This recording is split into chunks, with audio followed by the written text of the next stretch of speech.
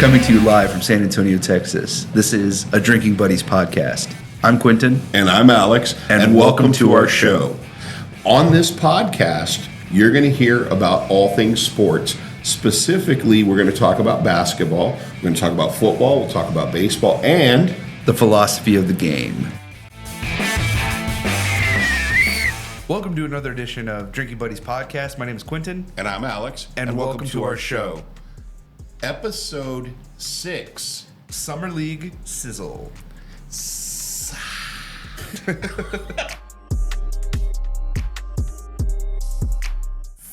All right, guys. So, Summer League Sizzle. We're going to talk about the California Summer League, and we're going to talk about the Vegas Summer League, in which the Spurs took part in both. Really impressive in the Vegas showing. Because why? Mainly because... Booyah. But what were we missing? Oh, we were missing Castle. That's like missing one arm. You're out there playing basketball with one arm. Right. And that's basically what it summed up to being. And very impressive showing by the Spurs. For sure. For sure.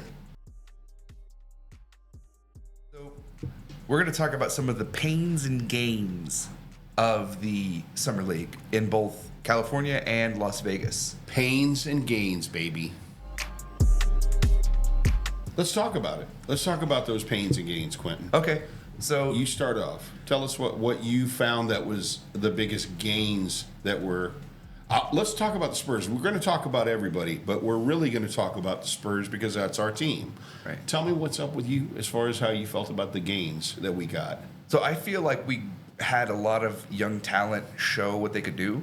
And I think that you had guys like Harrison Ingram, you had Jamari Bouye, really step up in the absence of Castle in the Vegas Summer League. But in terms of the California Summer League, we did see some struggles, right? We saw some initial, lack of chemistry. And stink is a good word for it. They stunk. It was pretty dreadful, right? The first couple of games, woo! Yeah, it was bad. Rough. It was rough. Yeah. But we pulled it together and we got a win. They beat China. That was a big win. They beat China. That initial first few games, we're still trying to figure it out, trying to find the chemistry. It didn't look like they had a lot of practice together. They didn't. It didn't. It really didn't. And I think Stephon Castle started to find his groove, and I think they were trying to figure out how to play around him. And he really balled out. Like, he was very impressive to me. I think that the other guys started to figure it out and started to pick it up around him, and I think that's when we started to gel. I think when they beat China, that's when they started to feel like they could ball. Right. Because first couple of games were forgettable. They were awful. They were rough. So off. But they did a good job. They got things going. You could see that symmetry and that cohesiveness starting to take place. And what about the coach? I thought Kenny Trevino was his name. Yeah, he did a really impressive job, I thought, because he was a video guy, right? He worked at a car wash before that, He dude. did. And then he started getting in tight with someone there, and they were like, hey, if you want a job. Someone from the Spurs dug him and gave him an opportunity. And that's why America is the greatest place in the world. It's a land of opportunity because of stories like that. Sure. And and then he got a job. He got a job as, like, video editing or something like that, right? Well, I thought even at first it was like almost like equipment manager and then video editing. Yeah, and he worked his way up. Yeah, he just, and that's what the Spurs do. They give opportunities, especially in Summer League, right? I mean, you go back all the way to Becky Hammond. How about Coach Bud? The same thing. I mean, these guys, they pay their way. They work hard. Yeah. They don't make much, and then all of a sudden, boom, they're in it. I thought Kenny Trevino did a great job bringing the guys together and then preparing us for Vegas. Yeah. Right? I thought Vegas was the game. It was. Vegas was definitely... It was, even without Castle, it was a really, really well done orchestration of the different pieces, right? Because you had Bouye running the show, basically, and then you had Ingram being kind of a cleanup guy. I was so impressed with Ingram. His three-point shot was clean. It was. I thought he played some good defense. I thought he got a couple of rebounds. He drove a couple times. I was impressed with his overall showing. I thought he almost as much as Castle. Honestly, I mean, Castle filled up the stat sheet, but I thought you could say Ingram was just as polished. I think so. I think Castle was showing why he was the fourth pick, right? And then when he went down, other guys had to step up, and Ingram did. And what Ingram did, even more than what the stats reflect, he was hustling. He was going for boards. He was hitting jump shots, right? He was facilitating when he could.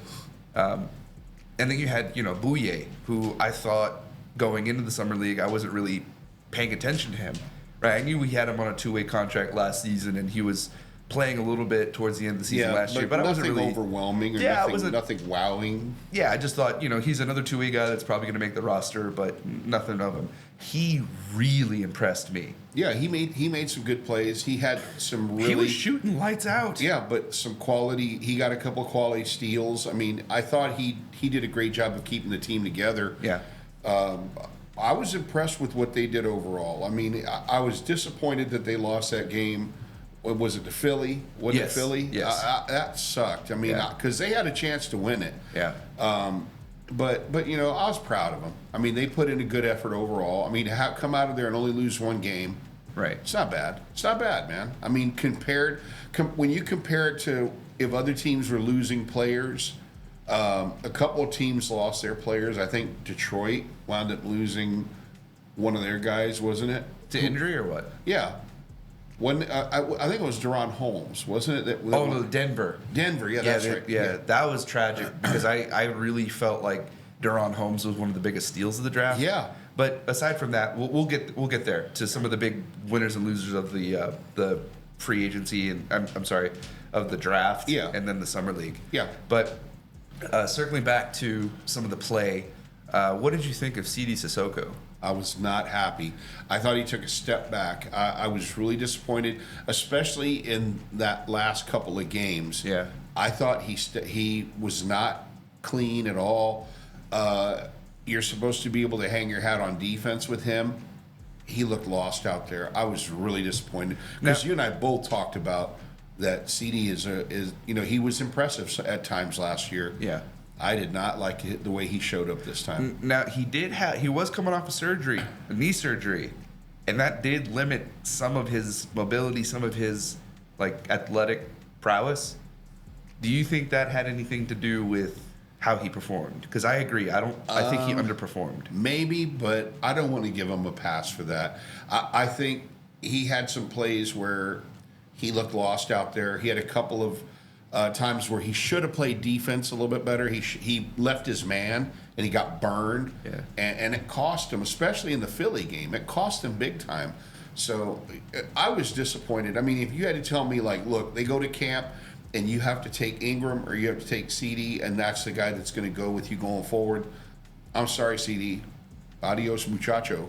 Really? You're taking Ingram over CD? Oh, without a doubt. Without a doubt. I like what he brings to the table. That's an interesting take because I think CD could develop into a Boris Dio type. I think CD could develop into a facilitating forward that if he can get his jump shot down, that's the biggest thing. He's offensively deficient. He is. And that's what's going to make or break his career as an NBA player, whether he can develop that jump shot or not. Because I think he only shot 9% from three-point range. Yeah. And that's unacceptable. Nope. Doesn't matter what position you play, that's unacceptable. If you're going to take the shot, you better make it. Yeah. Or at least make it at a decent clip, right? Yeah. Even if it's 30%. I just would have liked to seen him take it to the rack strong a couple times. Go dunk it, man. But see, the problem is he's not a ball handler. Soft-ass layups that got blocked and sent to Paducahville. I mean, it's ridiculous. He didn't attack with authority, and I don't dig that. But I do think that that's not his style. I don't think that that's his strong suit. So I do think that CD left a lot to be desired, but I think that growing in the system, because he's going to get a little bit more playing time this year, maybe that'll help sort of steer the ship in the right direction. But there are people on deck, like you said. I mean, if he doesn't pick it up, if he doesn't develop the way they want him to develop, then they got used to being an Austin Spur. that or worse. Or you sacrifice your minutes to someone else. Yeah.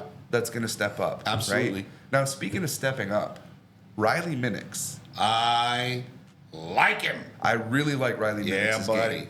I think I don't want to say Matt Bonner-ish, but kind of in that vein. I thought he was better. I thought for that little bit of time he showed, I like his style. I like the 3-point shot. Yeah. He wasn't afraid to take it. I liked what I saw out of him. I don't know where they found that cat, but I'm digging him. Yeah, Morehead State, I think, right? Yeah. Yeah. Wow. I mean, that guy shot lights out in a couple of the games. So yeah, and he was relatively unknown, and they signed him to a training camp deal. So let's see, how that goes. Yeah. But I was thoroughly impressed by what I saw with him. I was as well. He's listed at 6'7", but he plays bigger. He plays big. He plays like a 6'9" forward. He does. What about Jameer Nelson Jr.? Oh man, you were a kid when he was playing. So when his daddy was playing, rather. So I remember Jameer Nelson getting He was drafted. An awesome ball player, man. But man, his son didn't step up. He had a couple of moments. Let's see what he does in camp. I definitely think he'll play for the Austin Spurs. Did they even invite him to camp? Maybe. Here's the thing. I don't think they sent him an invitation. The Spurs are about 8 deep right now. Yeah. 8 guys that you're going to say, yeah, that's a rotation. I could see them bringing him in just to see if he can push Jones a little bit. My only problem was he wasn't facilitating. He wasn't seeing guys that were open. He had a couple of nice threes. I thought he had a little bit of juice to his offense, but my concern was that he wasn't reading the floor well enough. Yeah. And when you're that size, when you're undersized, you need to be not only someone who handles the rock really well, but you also need to be able to dish it out consistently. You need to be baby Chris Paul. But he's not. No. And that was very disappointing to me. Yeah, I'll tell you what. For what they had and what they utilized, and the fact that Castle was not there for all of Vegas, I was impressed with that team overall. Because you're missing your number 4 pick, who's arguably going to be top 3 for Rookie of the Year by many people's assessment. For you to miss that guy and you still show up, they were arguably in there to be in the semis for the Vegas Summer League title. I was thoroughly impressed with what they brought. They were very scrappy. They made Philly beat them. They had a chance to put them away, but they made Philly put the dagger to beat them. 100%. They definitely surprised me because I thought, especially without Stephon Castle, I didn't think that they had a shot. Yeah. And then they win their first 3. Yep. And like you said, they gave Philly all they could handle. And Philly had to come back and try to put them down, and they wound up winning ultimately. But the Spurs squad came together in a really impressive way. Yeah. And I think a lot of that goes to Kenny Trevino, but I think a lot of that goes to people underestimating guys like Bouye, guys like Ingram, guys like Minix, you know? And that's kind of like the Spurs, right? They've always been a franchise that finds these scrappy guys that no one really diamonds in the rough looks at, right? They're overlooked, and they produce players that wind up going on to have successful careers. Yeah. And maybe not stars, but Boban Marjanovic, right? Like Malik Rose.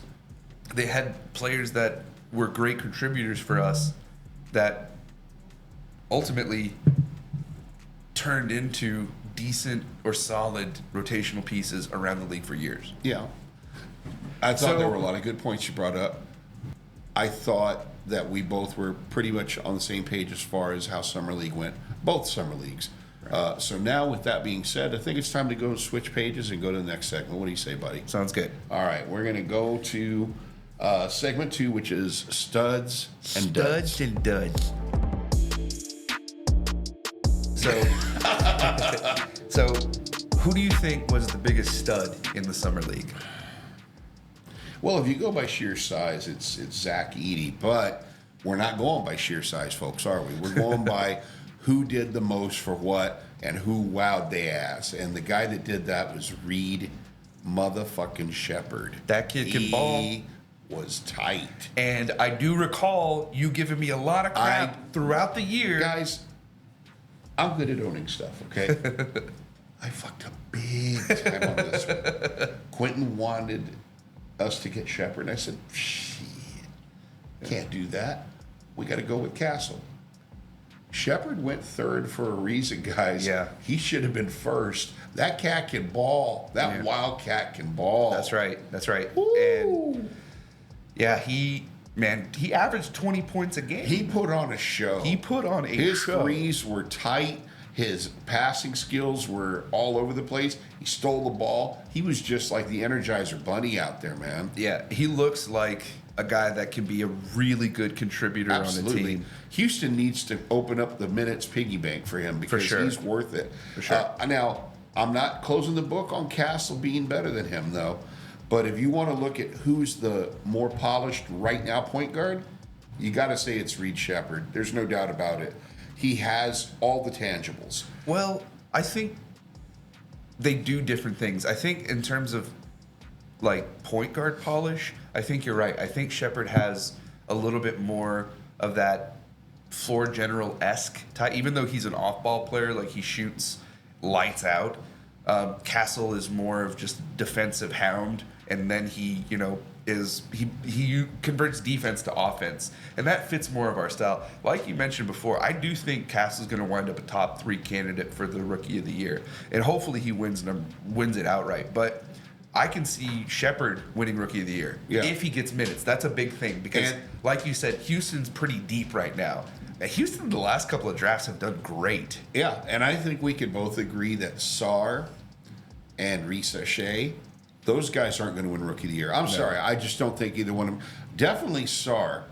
Risa Shea has a lot of things to his game, and we'll see. I just think Atlanta's going to suck real bad, and that's going to hurt his chances. Yeah. I mean, of course, let's they hope said the they same suck thing bad. about. Well, it's the same thing they said about Wemby. Well, look what this cat over there in OKC's doing. In Holmgren, and that's why he kind of lost some momentum at the beginning of the season. Yeah. But as the year progressed and as Wemby opened up his game, and when they moved him to the 5, then you really saw him start to take flight.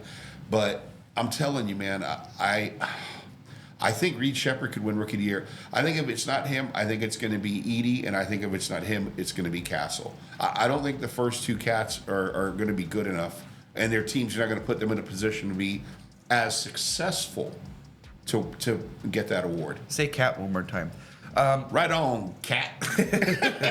All right, thank you, Steve Miller. I don't know. What was it? Cat Stevens. Yeah, might as well. James Brown. Hey! All this is getting cut. All this is getting cut. So that leads me to the next person that I want to talk about in terms of who I thought was a stud, Zach Edey. Yeah. I think Zach Edey did a great job. He averaged 14 and 15, I think.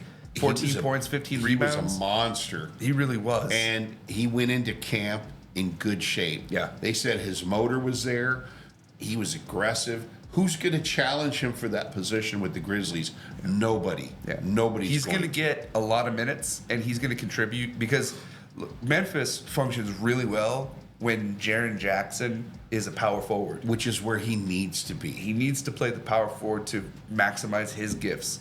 But with Zach Edey, that solves a lot of that because you have that big, gigantic behemoth in the middle clogging up the paint. And yeah, he's immobile. He's not going to stretch the floor. He could still block shots, though. Oh, man. He's a rim protector for sure. Yeah. But I thought he was more impressive than Klingon, and Klingon went before him. So that's a pretty good segue into the dud list. Who do you think was a dud in this? Hold on a second. Contraire, mon frere. Uh-huh. You missed one stud.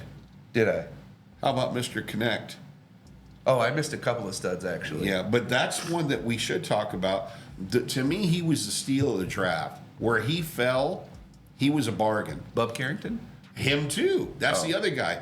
Carrington and Connect both fell really far. Right, Bub went 14, Connect went 17. Yeah, that's ridiculous. And both of those guys showed out. Bub Carrington, to me, was much better overall. But Dalton Connect can shoot, man. Yeah. I mean, and I don't care how old he is. That guy he's got a freaking Gatling gun, man. Yeah, he's a sniper. badass. For sure.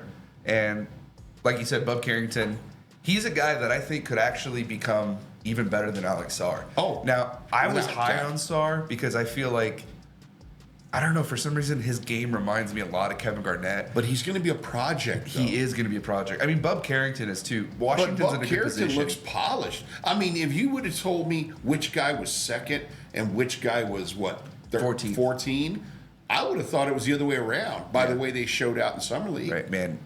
That Yeah, so we'll talk about Dalton Connect, Bub Carrington. We just talked about them, actually. Sorry. Okay. Yeah. Allow myself to introduce myself. Yeah. Now, you know what? Okay, let's go to duds, though. I think we're ready to go to duds now. Yeah. If you watch social media, if you watched X, if you watch the Spurs platforms, everybody was pissing and whining about Dillingham.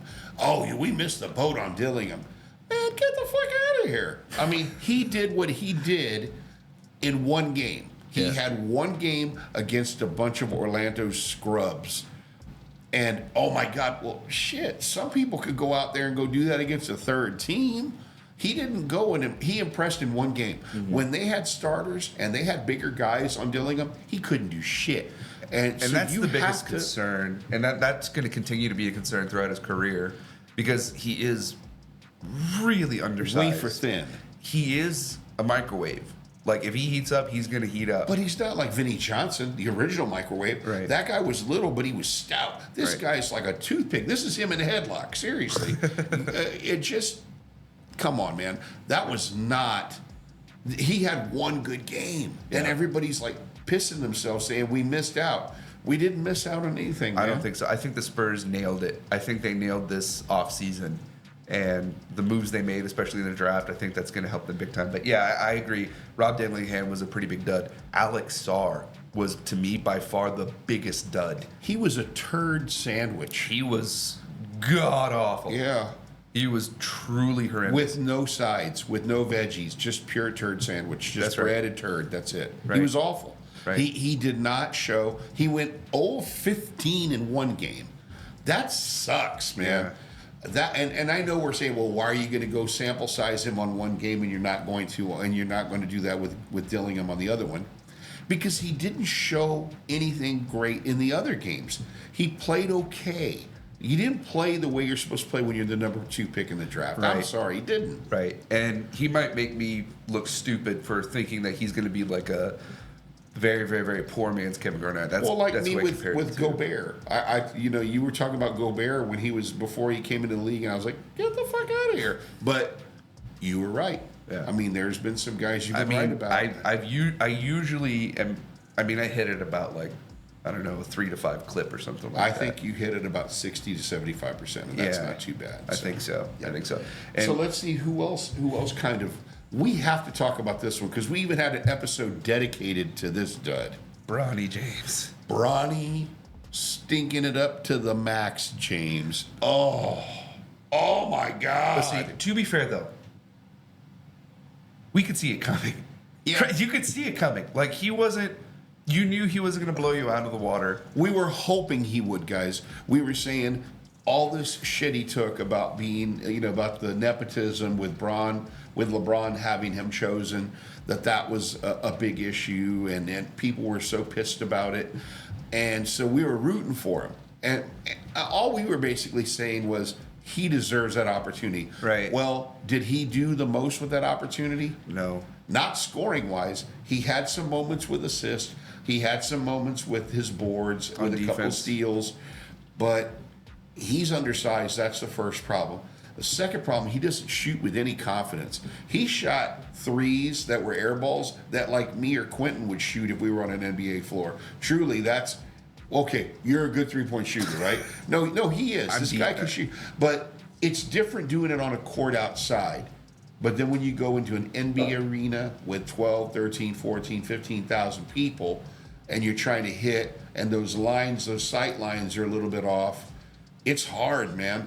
And his shot looked like shit. I was not impressed at all. It was rough. And I think Bronny has a lot to develop.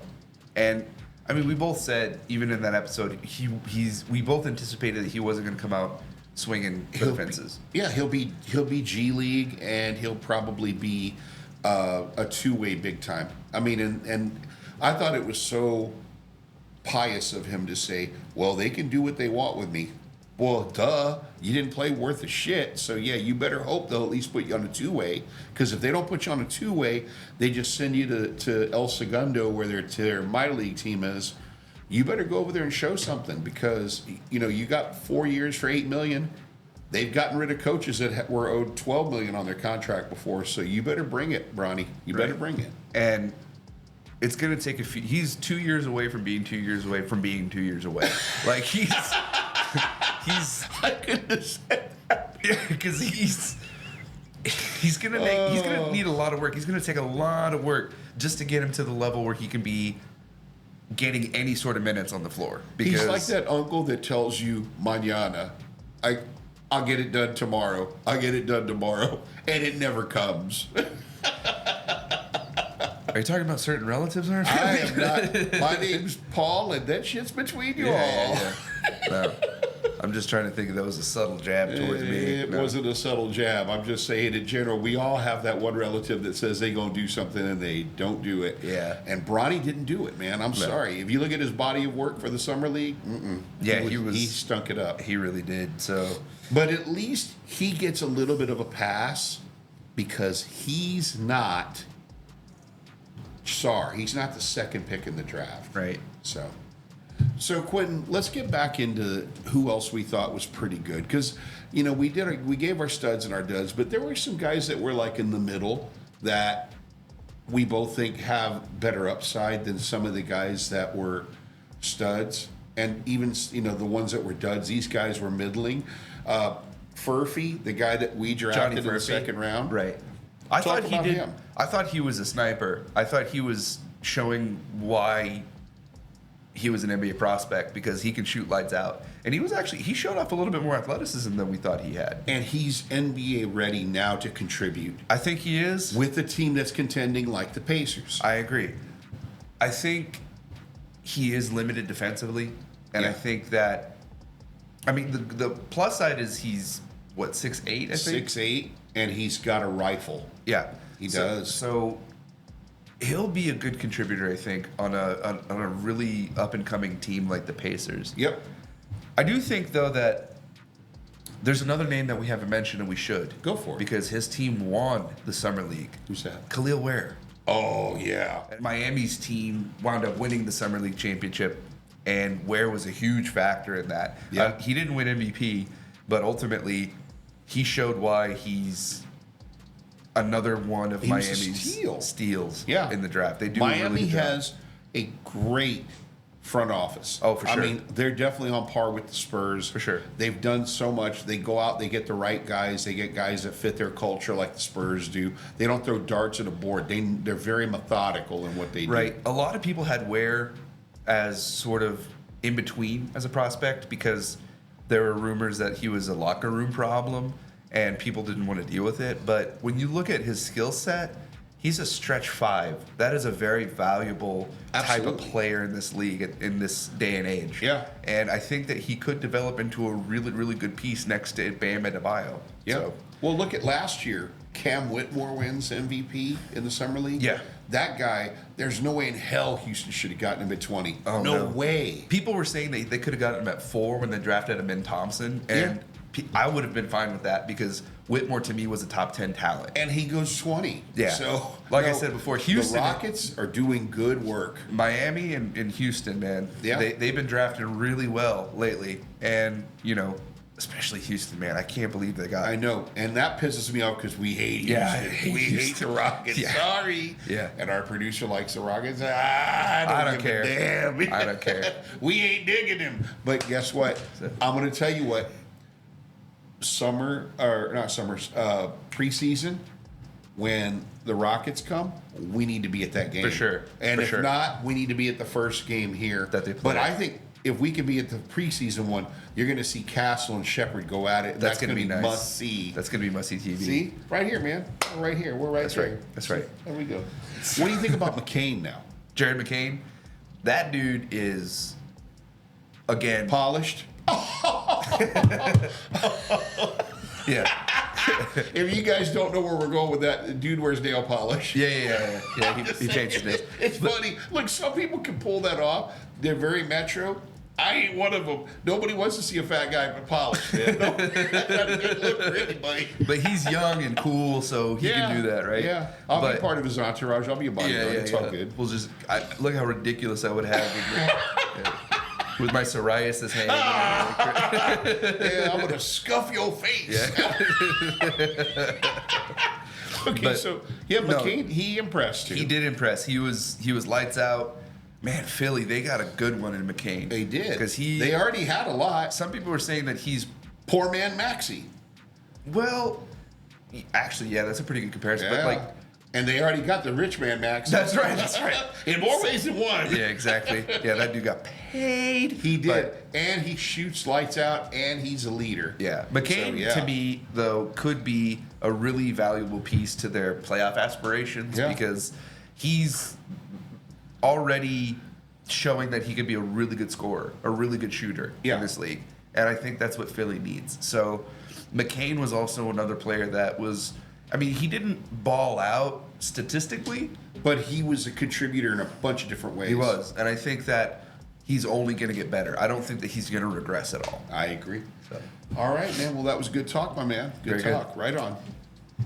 So, it's crazy, bud, but the Summer League's been around 20 years. Yeah. I can't believe it's been. I mean, we used to watch it when you were a little kid, man, and now look at it. It's a thing. It's a big thing. And then you think about some of the Summer League greats that have come out of there. You know, guys that came out and just showed out and were amazing. It's been a lot of fun watching Summer League. So, It has.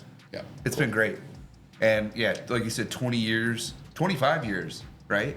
25 years of this, it's kind of a program, right? It's a program to turn out these young players to see what they got and give them a little bit of run before the season starts. And I think that it's been fantastic. And I always enjoy watching Summer League. It's fun, especially if you're a basketball junkie like we both are. Yeah. It's shit. I mean, basketball 24/7. I mean, like the Olympics. Yeah, I can't get enough of that. We're having fun, Can't man. get enough We're of having it. fun. It's been fun to watch USA just crushing it. Yeah. France has been in some tight games. I mean, he and I were watching when France came back on Japan and hit that 4-point play. Oh, We both man. about peed the couch, man. That It was was wild. wild. It was wild. I mean, the exact thing they needed and the thing that they needed to break Japan's heart happens. Yeah. A 3 with an and 1. Yeah. Woo! That was wild. All right. Yeah. Well, good segment. Very good segment. All right, man.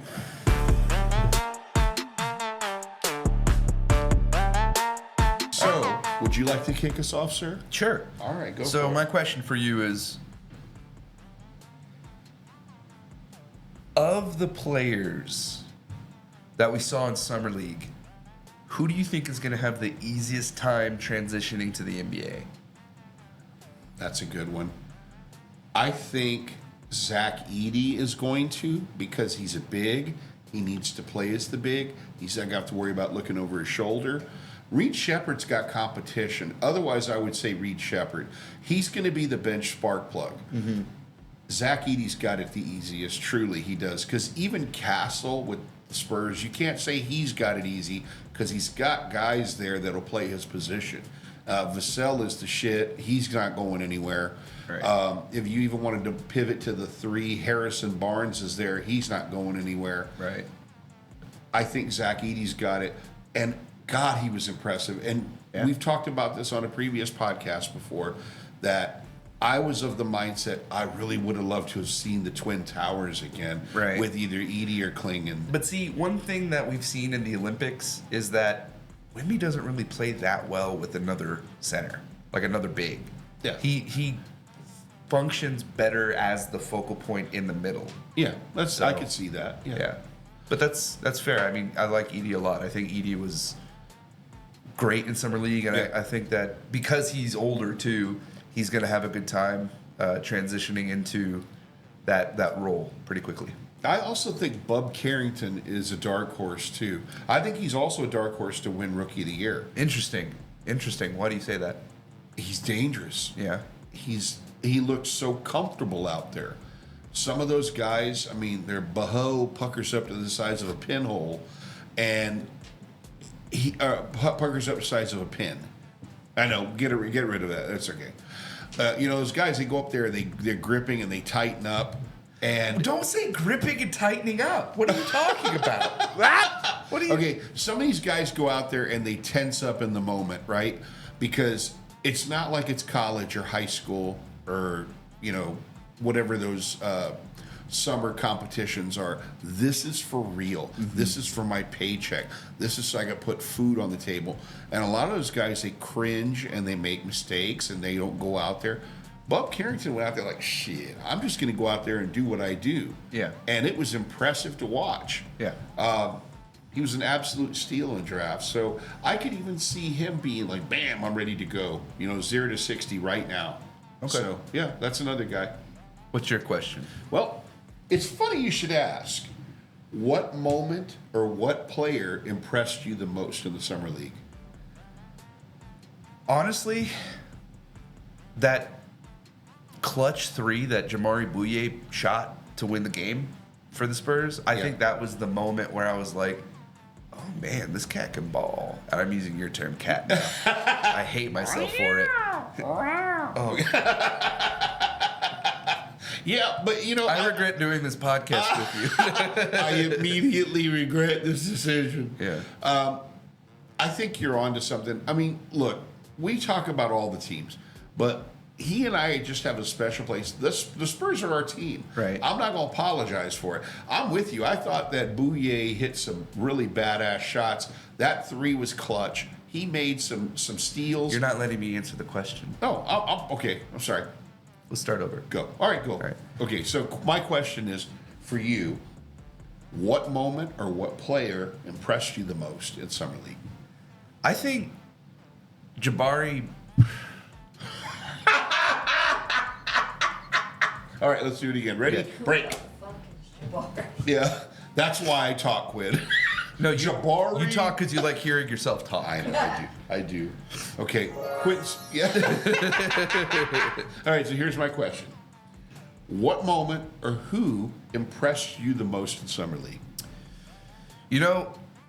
And he wasn't one of the biggest or best players in Summer League, but that moment when Jamari Bouye hit that clutch 3 for the Spurs to win the game, I think that was probably the moment where I was like, man, this guy can ball. Yeah. Like, this guy's actually, like, he can carve out a decent career, I think. And that captures the essence of Summer League, don't you think? For sure. And I think Summer League is, especially for the Spurs, a place where we've historically had guys shine and break out.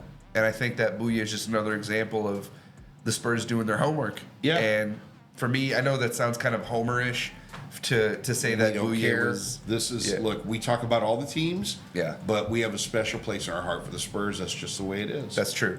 And with Bouye, I think that he's not a world beater, but he's, going to be good for the G League team that we have and for the Austin Spurs. And who knows? He could be like the 11th or 12th guy coming Yeah. off the bench when we're beating the shit out of somebody. And hopefully that's going to happen a lot. Right. That's what we're rooting for. So, Right. Yeah. So I dig that. I think you did. I think you brought it on that one. That was one of the many fun moments that we saw. It was a really nice Summer League. I'm with you completely. I thought that was a nice moment too. absolutely, All right. Well, good segment. we keep doing that. It's all right. All right.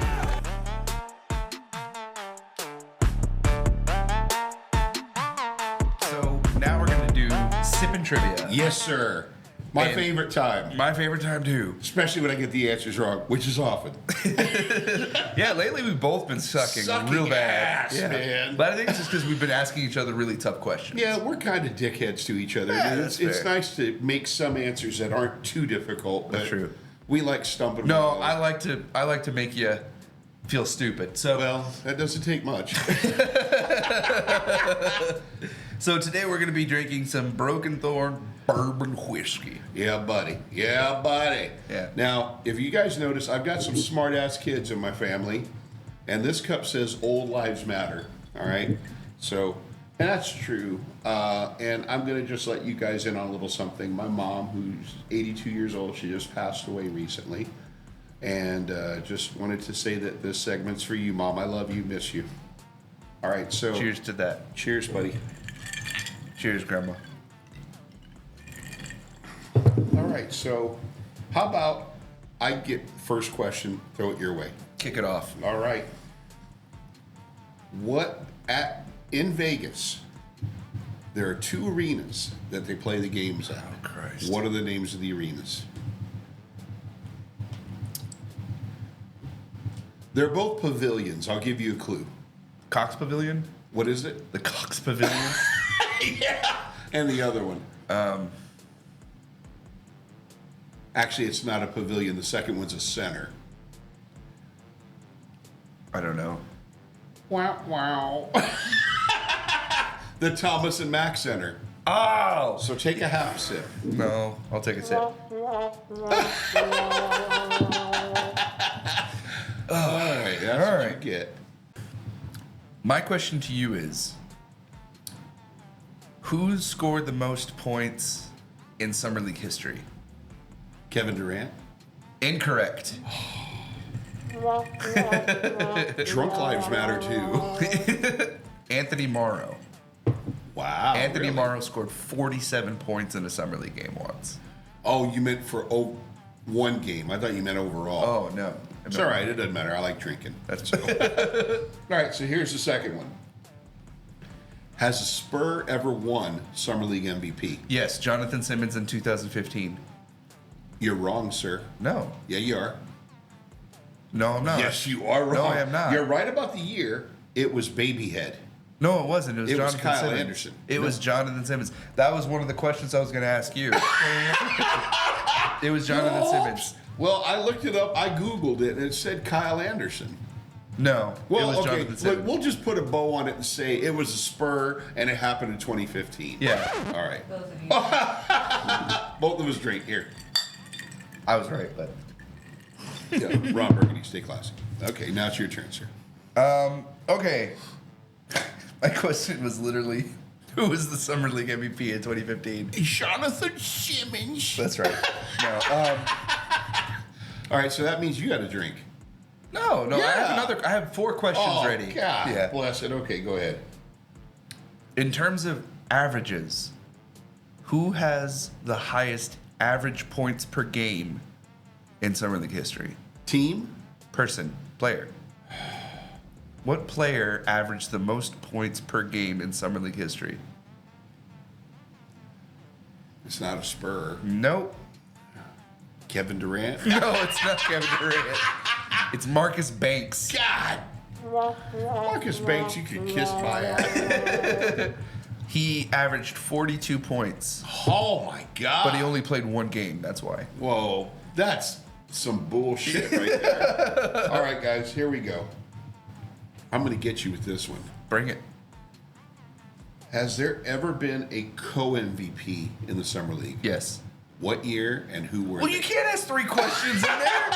You just asked a true or false. Okay. What year was it? Can you? I do don't it? know. 2021.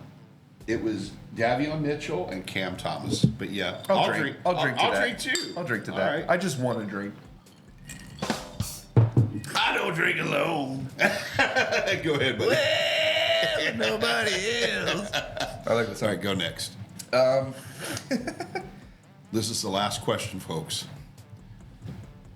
Donovan Clingan broke the record for most blocks per game in Summer League with 4.3 blocks per game. On his average. Who was number 2? This is going to bite me in the ass. I already know. Tim Duncan? Nope. Victor Wembanyama. I should have known that. Now, I You wanted should've to known say that. Vic, but I said, nah, that's too obvious. Vic averaged 4 blocks per game. Clingan averaged 4.3. So we did say Clingan was average before, but Yeah. he did good defensively. No, he did. It just his offense wasn't setting the world on fire. Yeah, it was But pretty limited. No, you know what? This was a wonderful episode. I really am so grateful that we get to do this. Yeah. It's a wonderful podcast. It's going to pick up steam. I know it is. I've already gotten a lot of good feedback from people. And we want to thank you guys so much for tuning in. It means a lot. It really does. And like you kind of mentioned, we want to dedicate this episode to my grandma. So Yep. here's to you, Grammy. Your seat.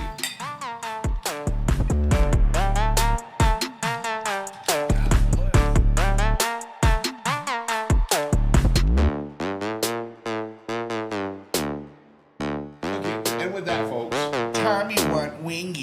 Tommy light wingy. Guys, and No, that's it.